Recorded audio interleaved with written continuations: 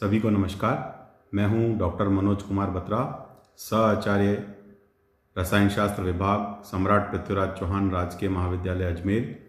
और हम आज के लेक्चर में हाइड्रोजन बंध के कारण विभिन्न अणुओं के गुणों पर क्या प्रभाव पड़ता है उसके बारे में अपने बारे में बात करेंगे। आप सभी को जैसा कि मालूम है कि हम हाइड्रोजन बंध के कारण से जो इंटरमॉलिक्यूलर हाइड्रोजन बॉन्डिंग है उसके कारण से अणुओं के जो गुण हैं उन पर क्या प्रभाव है उनके संदर्भ में अब तक हम बात कर रहे थे। तो पिछले बार के लेक्चर में हमने वो 6 गुणों के संबंध में बात की थी कि अंतः अणुक हाइड्रोजन बंध वो किस प्रकार से विभिन्न यौगिकों के गुणों को प्रभावित करता है। आज हम उसके आगे वो बात करते हैं कि KHF2 अणुओं का अस्तित्व होता है, लेकिन KHCl2, KHBr2 अथवा KHI2 अणुओं का अस्तित्व वो नहीं होता। तो इसके बारे में हाइड्रोजन बंध वो किस तरह से इस गुण को प्रभावित करता है। हम सभी जानते हैं कि क्लोरीन, ब्रोमीन अथवा आयोडीन की तुलना में चूंकि फ्लोरीन वो विद्युत ऋणात्मकता उसकी अधिक होती है, अतः यह प्रबल हाइड्रोजन बंध वो बना सकता है। तो K प्लस HF2- प्रकार के यौगिकों में जो HF2 आयन वो एक एंटिटी वो 2 प्रकार से रह सकती है। जैसा हो सकता है कि HF का एक अणु और बाद में फ्लोराइड उसके साथ में हाइड्रोजन बॉन्डेड जुड़ा हुआ हो, या F-H+ और F- प्रकार की संरचना ये दोनों तरह से ये HF2- एंटिटी दोनों प्रकार से रह सकती है। और ये जो एंटिटी है वो हाइड्रोजन बॉन्ड के कारण ही उसका अस्तित्व वो होता है। इन यौगिकों को प्राप्त किया जा चुका है और यह बंध वो प्रबलतम ज्ञात हाइड्रोजन बंध है, जिसकी ऊर्जा का मान वो 27 किलो कैलोरी प्रति मोल है। क्योंकि क्लोरीन, ब्रोमीन और आयोडीन उनकी विद्युत ऋणात्मकता का मान कम है, इसलिए इस प्रकार की जो एंटिटी है HX2- यानी हाइड्रोजन जिसके साथ 2 हैलाइड जुड़े हुए हैं और उस पर माइनस चार्ज है, वो संभव नहीं हो पाता। इसलिए इनका अस्तित्व होता है और दूसरे प्रकार की एंटिटीज उनका अस्तित्व नहीं होता।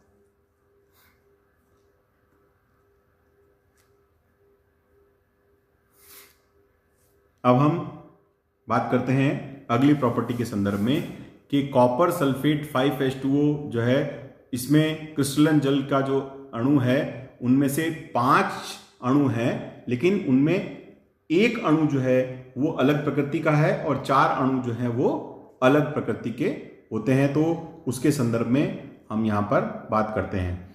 हाइड्रोजन बंध के कारण ही कॉपर सल्फेट 5H2O के क्रिस्टल में क्रिस्टलन जल के 5 अणुओं में से जल के एक अणु की प्रकृति शेष 4 अणुओं की प्रकृति से भिन्न होती है।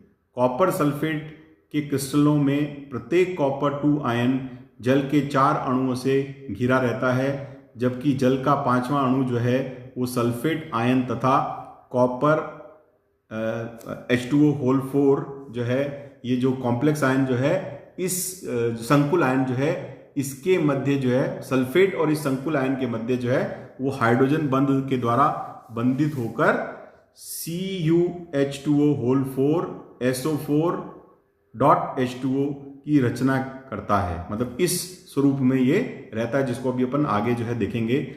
स्पेक्ट्रोस्कोपिक विश्लेषण से 5वें H2O की प्रकृति एक अलग प्रकार से परिलक्षित होती है। जो स्पेक्ट्रोस्कोपिक जब हमने इसको एनालाइज किया तो ये देखा गया कि जो 5वां H2O है उसका नेचर वो 4 वाटर मॉलिक्यूल से इसमें अलग होता है।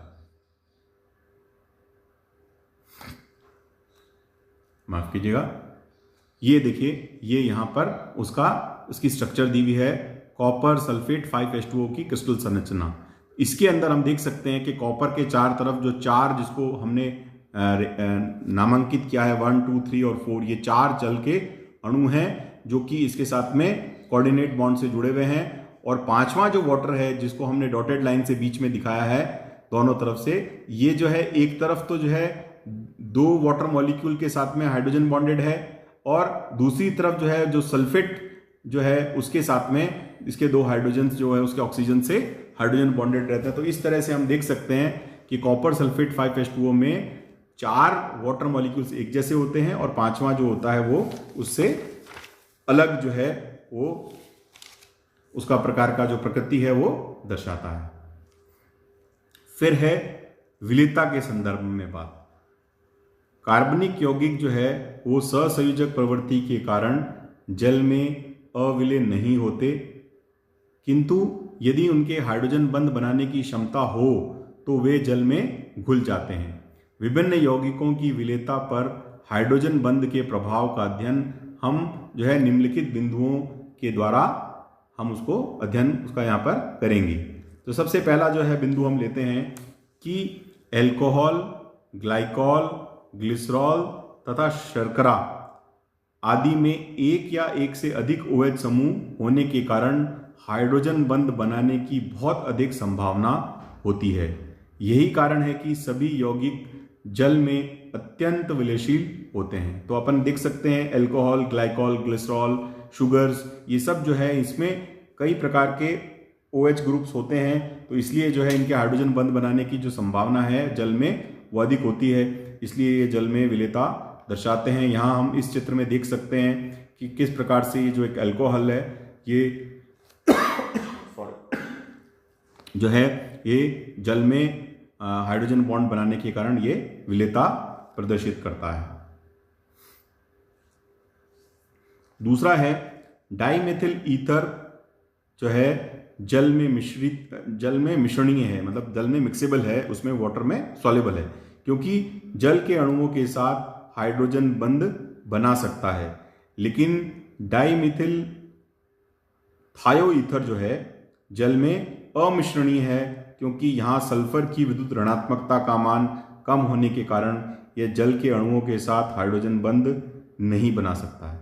तो यहाँ हम देख सकते हैं डाइमिथाइल ईथर जो है वो जल में मिश्रणीय होता है, क्योंकि उसमें ऑक्सीजन की विद्युत ऋणात्मकता का मान अधिक होने के कारण यहाँ पर ये वाटर मॉलिक्यूल्स के साथ में हाइड्रोजन बॉन्ड बना सकता है। जबकि डाइमेथिल थायोईथर की बात करें, वहाँ पर ऑक्सीजन के स्थान पर सल्फर है जिसकी विद्युत ऋणात्मकता का मान कम होता है, इसलिए कि ये जल में विलयशील नहीं होता। फिर है एल्कोहल जो है वो जल में विलेय है, जबकि थायो एल्कोहल जल में अविलेय है। एल्कोहल में ऑक्सीजन की प्रबल विद्युत ऋणात्मकता के कारण एल्कोहल जल के साथ हाइड्रोजन बंध बना लेता है, जबकि थायो एल्कोहल सल्फर की कम विद्युत ऋणात्मकता के कारण जल के साथ इस प्रकार का हाइड्रोजन बंध नहीं बना पाता। तो ये वही कारण है जो साहब अपन ने पहले देखा, डाइमिथाइल ईथर और डाइमिथाइल थायोईथर की वाटर सॉल्युबिलिटी जिस प्रकार से होती है उसी प्रकार से एल्कोहल की और थायो एल्कोहल की पानी में घुलनशीलता है। फिर हम अगला लेते हैं, वो है बेंजीन जल में अविलेय है, लेकिन पिरिडीन जो है वो जल में विलेय होता है। पिरिडीन के जल में विलेयता का कारण क्या है कि पिरिडीन का ऋण विद्युतीय नाइट्रोजन परमाणु जल के अणुओं के साथ हाइड्रोजन बंध बना लेता है, जबकि बेंजीन इस प्रकार का हाइड्रोजन बंध नहीं बना पाता। हमें पता है बेंजीन की संरचना में जो है जो 6 कार्बन है वो बेंजीन रिंग में होते हैं, लेकिन यहाँ पर 5 कार्बन के अलावा एक नाइट्रोजन भी पिरिडीन में उपस्थित होता है जो कि विद्युत ऋणात्मक होता है, इसलिए ये नाइट्रोजन जो है वो हाइड्रोजन बॉन्डिंग जो है वो वाटर मॉलिक्यूल्स के साथ में बनाता है, इसलिए ये पिरिडीन जो है वो जल में घुलनशील है, जिसको अपन इस चित्र में देख सकते हैं। फिर है यदि किसी अणु में प्रति 3 कार्बन परमाणु 1 ऑक्सीजन परमाणु उपलब्ध है तो वह जल में घुल जाता है, क्योंकि हाइड्रोजन बंध बनने की पर्याप्त संभावना होती है। उदाहरण स्वरूप डाइइथिल ईथर जो है जिसमें 4 कार्बन परमाणु पर एक ही ऑक्सीजन है वह जल में अविलेय है, जबकि डाइऑक्सेन C4H2O2 जिसमें 4 कार्बन पर 2 ऑक्सीजन है जल में हाइड्रोजन बंध बनाने के कारण अत्यंत विलयशील है।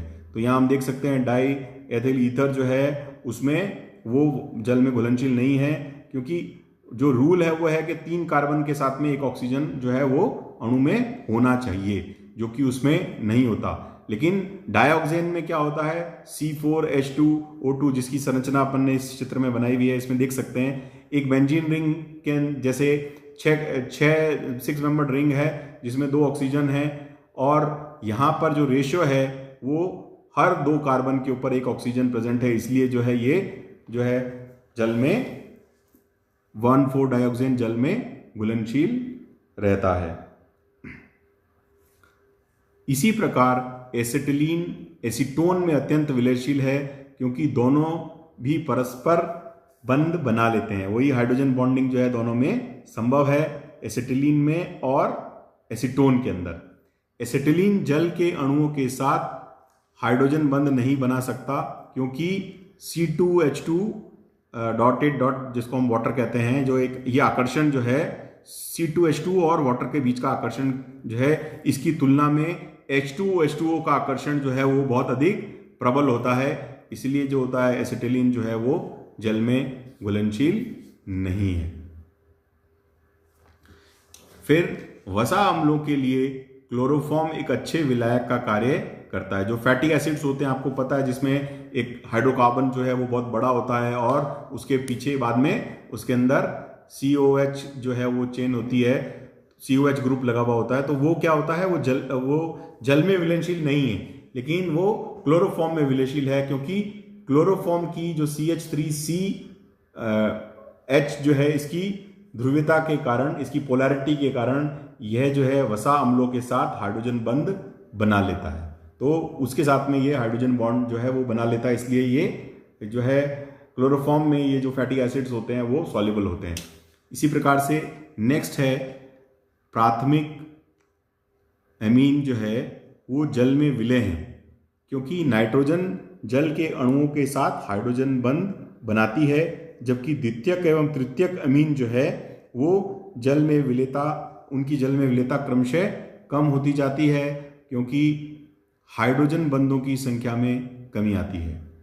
देख सकते हैं अपन प्राइमरी जो एमीन है उसमें 2 नाइट्रोजन, मतलब नाइट्रोजन के ऊपर 2 हाइड्रोजन है, और इस कारण से ये जो है आसानी से हाइड्रोजन बॉन्ड बना सकते हैं। सेकेंडरी में एक ही कांटेक्ट है हाइड्रोजन बॉन्ड बनने का, 2 ही कांटेक्ट है हाइड्रोजन बॉन्ड बनने के, और टर्शरी में केवल एक ही है, तो इसलिए क्रमागत रूप से हम देखते हैं कि प्राइमरी जो एमीन्स हैं उनकी पानी में घुलनशीलता अधिक होती है, द्वितीयक की उससे कम होती है, और तृतीयक की और कम हो जाती है, और ये जो एल्काइल ग्रुप्स है उसके साइज पर ये निर्भर करती है।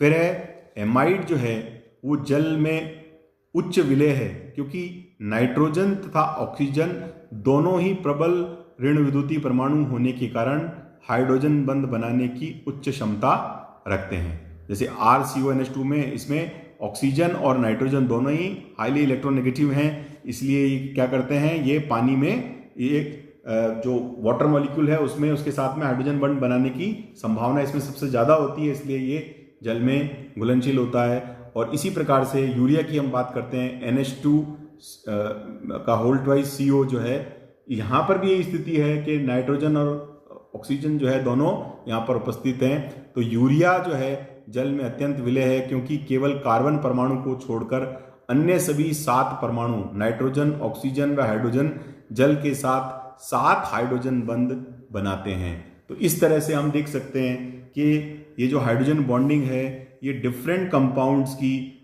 डिफरेंट सॉल्वेंट्स में सॉल्युबिलिटी को इफेक्ट करते हैं। तो आज के हमारे इस लेक्चर में जो है वो इतना ही। इसके बाद आगे की जो बातें हैं वो हम कल के लेक्चर में उसमें बात करेंगे। आप सभी का बहुत बहुत धन्यवाद।